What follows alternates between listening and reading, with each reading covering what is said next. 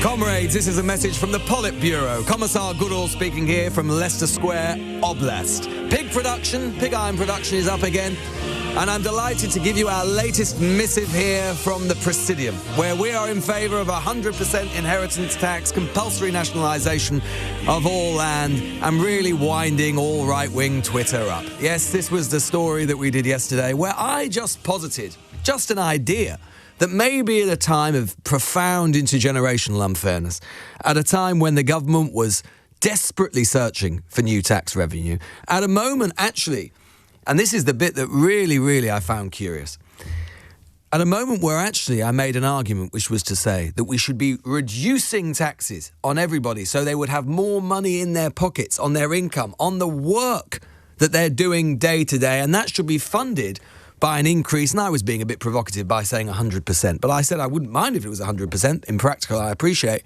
but I wouldn't mind at all if it was 60%, 70%, 88% inheritance tax, taxing those big windfalls from that huge property boom that we've had over the last 40, 50 years, to fund tax cuts for people to earn more money and keep it in their pockets. I thought this was a right-wing argument, a liberal argument steeped in the great heroes of British liberalism, John Stuart Mill, Thomas Paine, Andrew Carnegie, the richest man in the 19th century, who thought that inheritance taxes were a good idea because it made children who received inheritance indolent and lazy. And then I looked at my Twitter inbox. And I'm afraid I cannot share, dear LBC listener, I cannot share in any great detail the contents of that, because I will be taken off the air by Ofcom for blaspheming and bad language in about 12 seconds flat. But just to give you an idea, and you can fill in the blanks. You've been made to look like a clown, you sad, pathetic little man. Lewis, you're an absolute tit. You are an effing idiot, you lad. You're the weak one. Lewis, what planet are you on with inheritance? Proper effing idiot you are. Dumb as F, W word, stupid C word. You're an effing grub. You don't have kids, right? You're a homosexual loser. Communist. I feel sorry for your mum. Thick C. Commie P. You little entitled idiot. Communist. Proper tosser you are. Well, I'd agree with that. But anyway, on and on and on and it goes. And those are some of the nicer ones, ladies and gentlemen. And this has got me thinking. What on earth is all this about? How sensitive the online right has become to a different sort of idea. One that I do not understand how it could be quite so controversial. And indeed, even my own LBC colleague here, Iain Dale, was rather irritated by my suggestion, and he actually wanted me to come on his show last night. Unfortunately, I had other plans, so I couldn't do so. But he nonetheless decided to castigate me, dear Iain, for my idea. Here is an opening section from his show last night where he took me to task for the idea of a 100% inheritance tax. I can't express how angry I am at that kind of attitude. He uses words like progressive and radical, which is what the left always do when what they mean is higher taxes. That they have no original thought in their heads apart from putting up taxes and taking hard-earned money off people. It doesn't matter whether you're leaving 200,000, 400,000, 800,000 to your kids or whoever you decide to leave it to.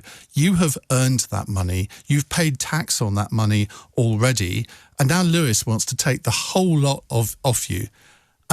I think it's an outrageous suggestion. The fact that inheritance tax is already 40% over, 325,000, I think it is. I mean, that is criminal enough. But to want to put it up to 100%, I mean, that is legalised robbery. And if that is the way that the left is thinking in this country, then God help us all is all I can say. Because their answer to everything is to tax people. Now, I don't object to paying taxes. I think we all have a duty to pay taxes. That is the way that government works. But to pretend that the government can spend your hard-earned money that you've worked all your life to earn, to have, the thought that the government can spend that money better than your kids can is for the birds. And even if they could, they shouldn't have a right to. I mean, have we lost all sense of perspective on this? Effectively, what they want to see is the government becoming effectively the quasi-parent to everybody, controlling everything, where individuals don't have a say in anything. Now, okay, like Lewis, I'm exaggerating to make a point, but I think it is an absolutely criminal idea that people's money should be taken off them in this way. He says we have an aristocracy of wealth. Again, a trite phrase, but what does it actually mean? What it means is he wants to penalise people who've been successful. And accumulating wealth, generally, you've done something to do that. Yes, there are some people who just do it by betting on the stock exchange or whatever, but most people, if they accumulate wealth, they do it through their own endeavours. They take risks, they form companies, they employ people, they pay corporation tax, they pay income tax, they pay VAT, they pay council tax, they pay all of these taxes throughout their life, and then they're expected to forfeit any wealth that they've earned and not pass it on to their children. What kind of country is that? That's becoming Venezuela. That's becoming like Cuba. I don't want to live in a country like that. Now, I have the hugest respect for Lewis. I really, really do. If I listen to the newsagents, he has got his finger on the pulse of British politics in a way that I think most political commentators don't. And I'm always interested to hear his interpretation of events. And I get that he admitted he's kind of exaggerating to make a point. But the very fact that he's even suggested this now, it will put it into a lot of people's heads and think, oh, yeah, well, that's quite reasonable. Let's punish the rich.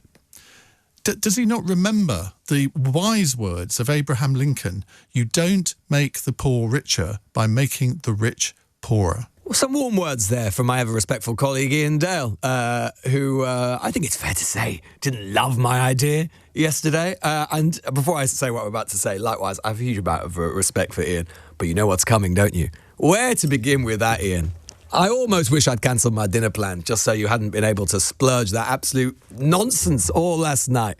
Taking on an argument I did not even make. Oh, this is so meta, isn't it? We're just making sort of LBC content, begetting LBC content. Where to begin? You've earned that money, says Iain. Therefore, you have the right to do what you like with it. Well, so have I. So have I on my income. So have you on your income. I can say that about your income tax. You say that the government has no right to tax my or his wealth or the inheritance. Why can I not say that about income? What's the difference? It's just a different priority. And my priority is to incentivise work, not the right to inherit something. Iain says it's legalised robbery. Why isn't all tax then legalised robbery? Why is tax on income somehow superior to tax on inheritance? I didn't hear a single moral or conceptual argument to flesh that out. If this is the way the left is thinking, he said, God help us. Well, from the reaction to this over the last 24 hours, I would say the problem is not that this is what the left is thinking. I never claimed that it was. I actually don't think it's a left-wing idea. I think it's quite a right-wing idea in lots of ways. Reducing tax on income to incentivise work, not incentivising handouts. But Iain says that the problem, if that's what the left is thinking, God help us, the problem is the right isn't thinking. The right isn't thinking at all. They're just dismissing something entirely out of hand without even actually thinking about whether it fits into their wider ideology. Penalise people, Iain says, who have been successful. The idea would penalise people who've been successful? No. My idea would be to incentivise people who are successful, who are creating jobs in the real economy, who are creating businesses by reducing tax on work and labour. My idea is to penalise people who receive a windfall for doing nothing to deserve it. Nothing of their own. They just expect to inherit. How is that penalising someone who has been successful? That's penalising someone who has done nothing to deserve something. Most people, he says, who accumulate wealth do so through their own endeavours. I agree. And I want to incentivise that. I want a wealth-generating economy. I want a dynamic economy. I actually think this is the idea that helps save capitalism, not destroy it. But my point is precisely that. Iain says most people who accumulate wealth do so through their own endeavours. My idea targets people who have done nothing through their own endeavours, who are just expecting to inherit, who have a windfall. They have not generated the wealth. They are the recipient of the wealth. That is the difference. And he says, what kind of country is that? Well, I'll tell you, Iain, it's the country we had. It's Britain. It's not Venezuela, it's Britain in the 1920s when we'd introduced estate duties to pay for the First World War. It's the Britain we had in the 1950s and 1960s when we paid for the Second World War. These are not radical ideas. These are old ideas. It is simply that too much of British politics dismisses them out of hand without really thinking about them. I would go back to Andrew Carnegie, the great 19th century entrepreneur, at one time the richest man in the world in the 19th century. What did he say about inheritance tax? He said, "Of all forms of taxation, this seems the wisest. Men who continue hoarding great sums all their lives would be compelled to distribute their hoards during their lives for the public good. By taxing estates heavily at death, the state marks its condemnation of the selfish millionaire's unworthy life." And he went on saying that inheritance was bad for the parent and the child. The parent who leaves his son enormous wealth usually deadens the talents and energies of the son, tempts him to lead a less useful and less worthy life than he otherwise would. I would as soon as leave to my son a curse as the almighty dollar. Couldn't have put it better myself. And the fact of the matter is that I was being provocative, of course, yesterday when I was talking about 100% inheritance tax. I don't think that's very practical. But as I said, I wouldn't mind it. And myself, because I believe that people should rise and fall by their own endeavours, not what someone did 3 or 4 generations ago. And we are living in an deeply unequal society. Ian asked, what do I mean by an aristocracy of wealth, saying it's a trite phrase? It's not a trite phrase at all. It's the reality of 21st century Britain and indeed the United States. What do I mean by an aristocracy of wealth? I'm in a society when the richest 10% of households own 45% of the wealth, where the poorest 50% own less than 10% of the wealth.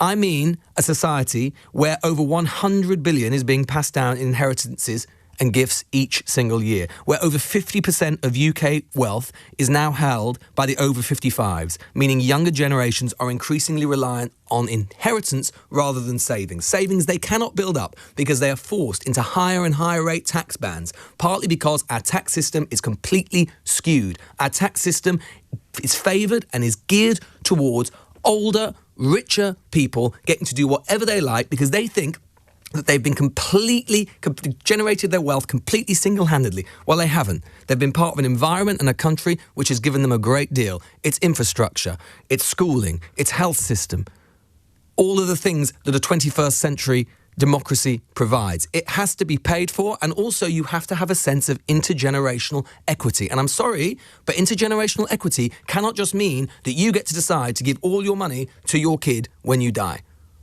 Because you know what? If you believe that, you cannot believe in a meritocracy. You cannot believe in equality of opportunity, because what you end up with is huge pockets of wealth being distributed to fewer and fewer people, and everybody else cannot keep up. No matter how clever you are, no matter how smart you are, no matter how hard you work, you will never, ever be able to keep up with the top. Thomas Piketty, the French economist, wrote about this 10 years ago in 2014 in his book Capital. And his point was then, as it is now, and it's got worse since, that the early 21st century economy is looking more and more like the 19th century economy.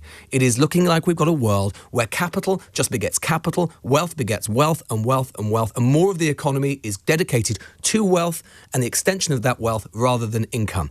And the workers, people without wealth, cannot catch up. That is what I'm saying and what I'm trying to draw attention to. Now, it's perfectly fine if you have a different point of view, and I can understand that. What I cannot understand, I must say, is certainly